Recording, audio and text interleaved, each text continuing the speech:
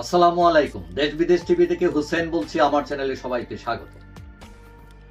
আওয়ামী লীগ এখন মাঠে নেই, সেই সুযোগে বিএনপি এবং জামাত মাঠ দখল করে আছে। তারা স্বপ্ন দেখছে ক্ষমতায় যাবে।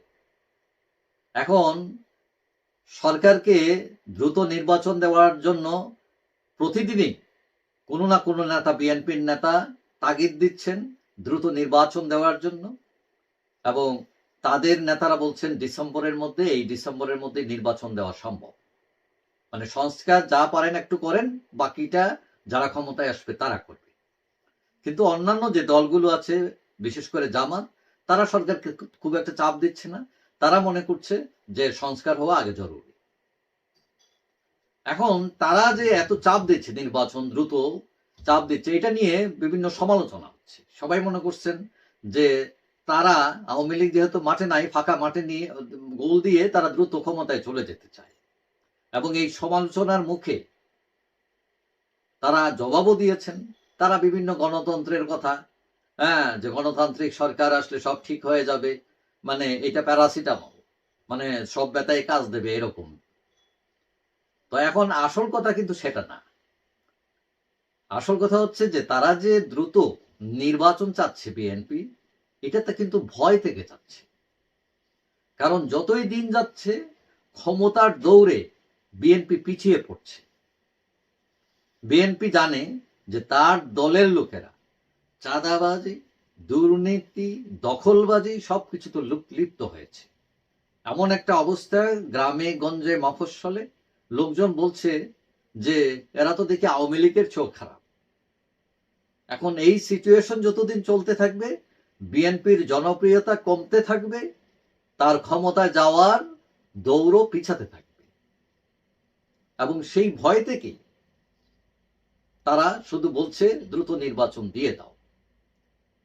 বিএনপির আরেক ভয় হচ্ছে জামাত। কারণ জামাত এত সাংগঠনিকভাবে, তারা এত সিস্টেমেটিক ওয়েতে কাজ করছে, বিএনপি সেইভাবে করছে না, বা করতে তারা সক্ষম নয়। যার ফলে জামাতও তাদের জন্য একটা ভয়। আর একটা হলো, জামাত ইতিমধ্যে অন্যান্য ইসলামী দলগুলো নিয়ে তারা মোর্চা করার জন্য অলরেডি কাজ শুরু করে দিয়েছে। তারপর বিএনপির আরেক ভয় হচ্ছে আওয়ামী লীগ। যে আওয়ামী লীগ যতই মাঠে না থাকুক, সে তাকে যদি নির্বাচন করতে নাও দেয়, স্বতন্ত্র হলে তারা নির্বাচন করবে তাদের লোকগুলো, এবং এক সময় দাঁড়িয়ে যাবে। এবং এইটা হচ্ছে তাদের আরেক ভয়। বিএনপির ভয়ের কোনো শেষ নাই। দলের সক্ষমতা নিয়ে তাদের ভয় আছে। কারণ বিগত আওয়ামী লীগ আমলে বিএনপি দাঁড়াতেই পারে নাই। তাদের যারা নেতাকর্মী ছিল, অনেকে জেলে ছিলেন, অনেকে রাজনীতি ছেড়ে দিচ্ছেন, অনেকে মরে গেছেন, অনেকে বুড়া হয়ে গেছেন, এবং সংগঠন দাঁড়াতেই পারে নাই। তো এখন সাংগঠনিক সক্ষমতা দুর্বল রেখে বিএনপি যদি নির্বাচনে যায়, তাতেও তার ক্ষতি হতে পারে। তারপর শুধু বিএনপি নয়, ছাত্র দল তারাও ক্যাম্পাসে দাঁড়াতে পারে নাই। এখন বৈষম্য বিরোধী এবং শিবির, তারা এক পক্ষ নিয়ে ছাত্র দলকে ও উঠতে দিচ্ছে না। এখন এইটাও একটা সংকটের কারণ তাদের। আরেক সংকট হলো নেতৃত্বের সংকট। তারা এখন তাদের যারা নেতৃত্ব দিচ্ছেন, তাদের অনেকের বিরুদ্ধেই অভিযোগ আসছে। তারা অনেকেই দুর্নীতির সাথে সম্পৃক্ত আগে ছিলেন বলে প্রশ্ন রয়েছে।